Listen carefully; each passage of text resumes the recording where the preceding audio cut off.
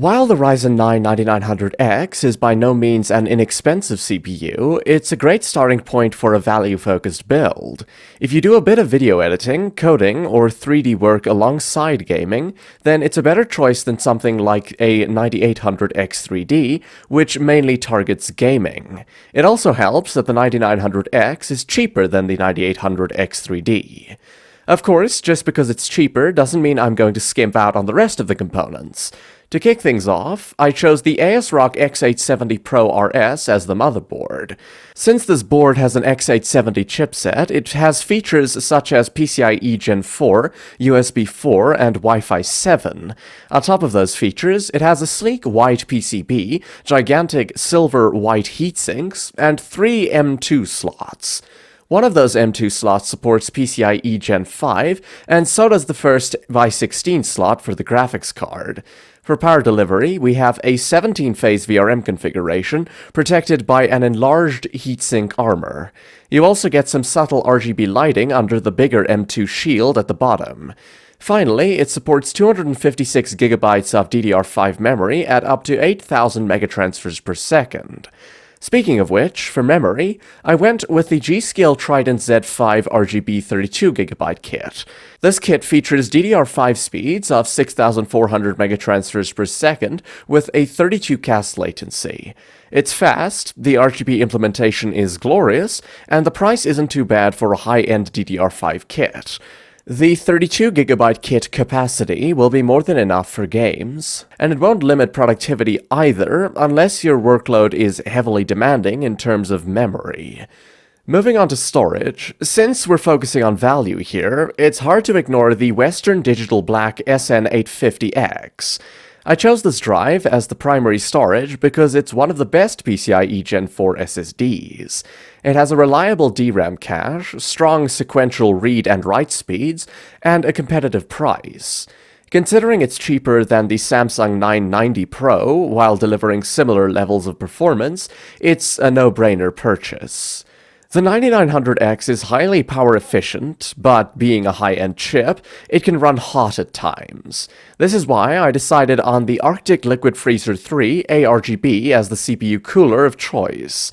I went with this option for a few reasons: the silent operation, its killer aesthetic, and the excellent performance.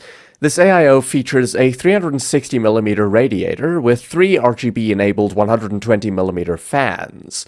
It also features a VRM fan on top of the CPU pump, which cools components like the voltage converters. Best of all, it's reasonably priced. As for the graphics card, if you care about high refresh rate 1440p gaming with a bit of ray tracing thrown into the mix, the RTX 4070 Super is the obvious choice. I chose this card over competitors like the AMD Radeon 7900 XT because of its lower power consumption, better ray tracing performance, and advanced features such as DLSS. In games, when paired with the 9900X, you can expect extremely high refresh rates in competitive games at 1440p.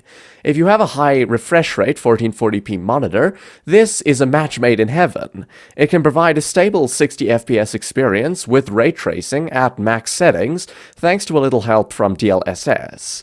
For the specific variant, I chose the Gigabyte WINDFORCE OC edition. This one has an all-black design, a full metal backplate, and 3 high-pressure fans. It looks great, performs well, and never gets too loud or hot at full load. Powering all these high-performance parts is the Corsair RM750X. This is a 750-watt, 80-plus gold fully modular power supply, so you're getting the best possible experience here. It's a power supply that never gets too loud, has more than enough wattage for all your components, and has excellent reliability.